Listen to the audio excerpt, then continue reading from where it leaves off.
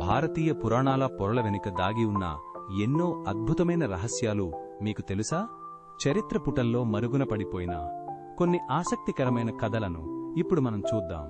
అర్జునుడు ఊర్వశి శాపం వల్ల 1 సంవత్సరం పాటు నపుంసకుడిగా మారాడు. ఇది విరాట పర్వంలో అతనికి బాగా ఉపయోగపడింది. కృష్ణుడు స్వయంగా అర్జునుడు తన సోదరి సుభద్రను అపహరించడానికి సహాయం చేశాడు. ఇది వారి వివాహానికి మార్గం సుగమం చేసింది. లంకాధిపతి రావణుడు పరమశివ భక్తుడు. శివ తాండవ స్తోత్రాన్ని రచించిన గొప్ప పండితుడు.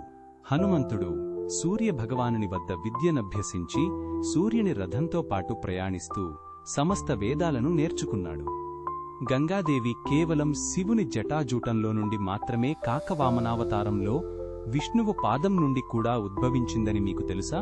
యముడు మరణించిన మొదటి మానవుడు. అందువల్లే అతడు పాతాళ లోకానికి అధిపతి అయ్యాడు. ఇంద్రుడికి 1000 కళ్ళు గౌతమ మహర్షి శాపం వల్ల వచ్చాయి. అహల్యను మోసగించినందుకు శిక్షగా అవి 1000 యోని గుర్తులుగా మారి ఆ తరువాత కళ్ళు అయ్యాయి. అష్టావక్రుడు 8 వంకరలతో జన్మించినప్పటికీ మహా జ్ఞాని మరియు అపారమైన వేదజ్ఞానం కలిగిన గొప్ప ఋషి.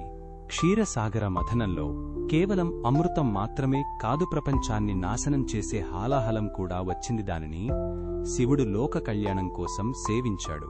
కర్ణుడి సారథి శల్యుడు దుర్యోధనుడి మోసపూరితమైన వ్యూహం కారణంగా కౌరవులకు మద్దతు ఇవ్వడానికి బలవంతం చేయబడ్డాడు.